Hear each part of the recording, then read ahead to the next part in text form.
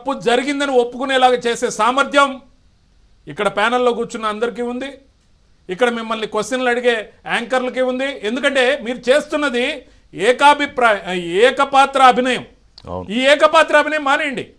ఒకరేమో ఇంటర్వ్యూల పేరుతో, ఒకరేమో ప్రెస్ మీట్ల పేరుతో ఏదైతే బుకాయిస్తున్నారో సార్, ఈ లిక్కర్ స్కామ్ యొక్క స్కామ్ ఎక్కడ మొదలైందంటే పాలసీ మేకింగ్ బాడీ ద్వారా స్టార్ట్ అయింది.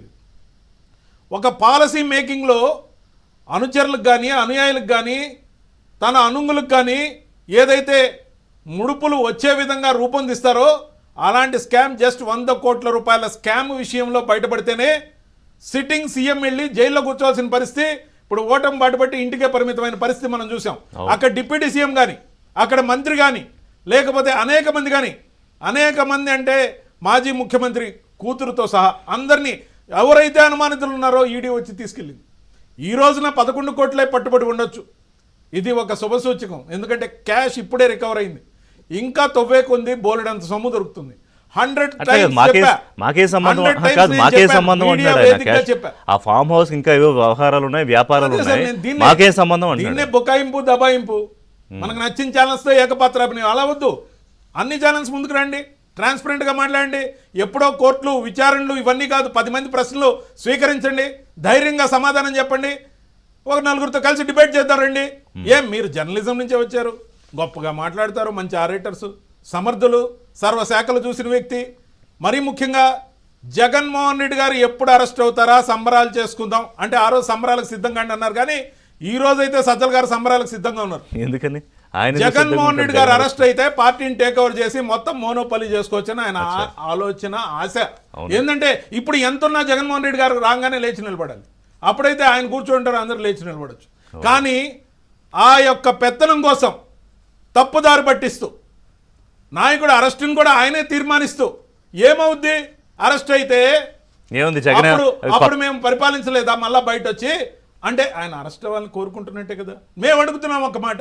ఆ రోజు నుంచి ఈ రోజు వరకు ప్రతిపక్షాలు కానీ, ఛానల్స్ కానీ, అనేక మంది కానీ, మంత్రివర్గ సహచరులు కానీ, ప్రతి ఒక్కరూ ఎంతమంది వైఎస్ఆర్సీపీలో ఉన్నారో అంతమందికి తెలుసు మీరు సకల శాఖల మీద పెత్తనం చేశారు అని. అందుకే మీకు సకలం అని పేరు పెట్టారు, సకల శాఖ మంత్రిని కూడా పేరు పెట్టారు.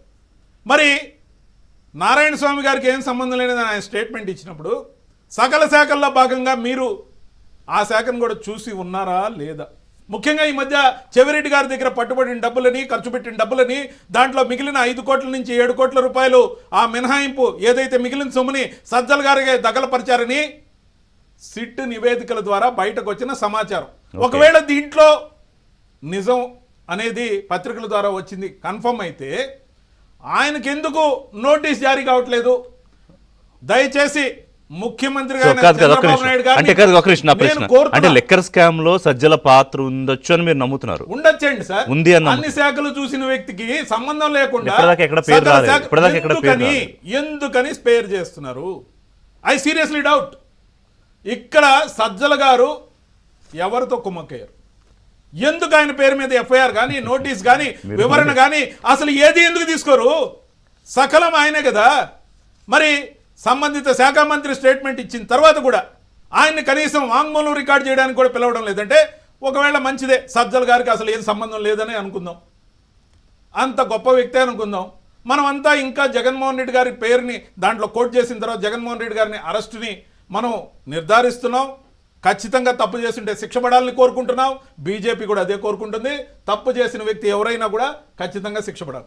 లేదు ఇతను త్యాగధనుడు, త్యాగరాజు, ఆ రోజు అన్ని శాఖలు చూసిన వ్యక్తిగా అసలు జగన్మోహన్ రెడ్డి గారికి ఏం సంబంధం లేదు, మొత్తం నేనే చేశా, సరెండర్.